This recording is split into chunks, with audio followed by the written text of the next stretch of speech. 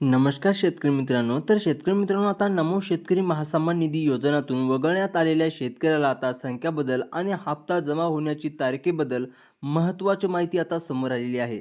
शेतकरी मित्रांनो, बघा आता कृषी विभागाकडून आता सांगितले येत आहे, की आता बघा निकषामुळे योजनेच्या लाभार्थ्यांची संख्या आता घटत आहे.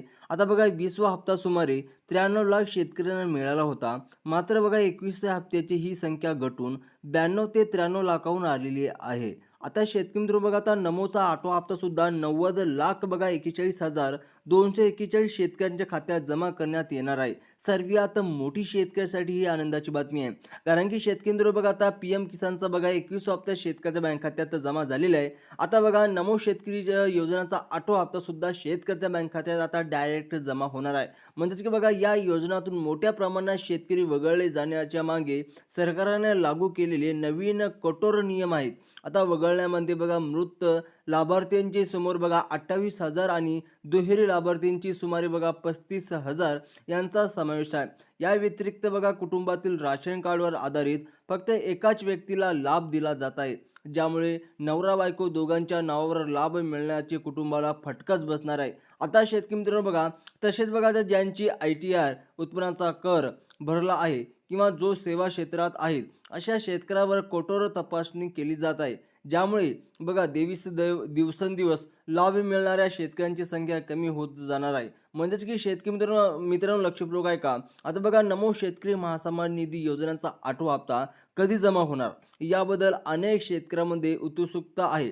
सध्याची राजकीय परिस्थिती आणि स्थानिक स्वराज्य स्थानावर जिल्हा परिषद पंचायत समिती निवडणूक विचारात घेत हे हप्ता जानेवारीत शेतकऱ्यांच्या खात्यात जमा होण्याची शक्यता आहे. म्हणजेच की शेतकरी मित्रांनो बघा, आता हे हप्ता म्हणजे की बघा नमो शेतकरी योजनेचा 8वा हप्ता शेतकऱ्याच्या बँक खात्यात बघा जानेवारीच्या महिन्यात शेतकऱ्याच्या बँक खात्यात जमा होण्याची शक्यता वर्तवण्यात येणार आहे. आता शेतकरी मित्रांनो बघा, बऱ्याच दिवसापासून तुम्ही आता प्रतीक्षा करत होते. आता नमो शेतकरी योजनेच्या लाभार्थ्याची यादी कशा प्रकारे बघायची हे सुद्धा तुम्हाला सांगतो. सर्वात पहिले शेतकरी मित्रांनो, आता बघा तुम्हाला काय करायचं बघा, पीएम किसान सन्मान निधी ज्या शेतकऱ्याला पीएम किसानचा 21 हप्ता मिळाला, त्या शेतकऱ्याला नमोचा हप्ता मिळणार आहे. त्याचप्रमाणे काही महत्त्वाच्या अटी सुद्धा आहे. आता शेतकरी मित्रांनो बघा, ज्या शेतकऱ्याचे 2.5 लाखपेक्षा उत्पादन कमी असेल, त्या शेतकऱ्याला नमोचा 8वा हप्ता मिळणार आहे. त्याचप्रमाणे शेतकरी मित्रांनो बघा, ज्या शेतकऱ्याच्या नावावर जमीन जास्त नावावर असेल, अशा शेतकऱ्याला सुद्धा नमोचा हप्ता 8वा मिळणार नाही. त्यामुळे शेतकरी मित्रांनो, तुम्हाला हे लक्षपूर्वक तुमचं आहे का ते नक्की चेक करायचं आहे. त्याचप्रमाणे शेतकरी मित्रांनो बघा, जर तुमचं आधार कार्डला बँक लिंक आहे का, हे सुद्धा तुम्हाला नक्की चेक करायचं आहे.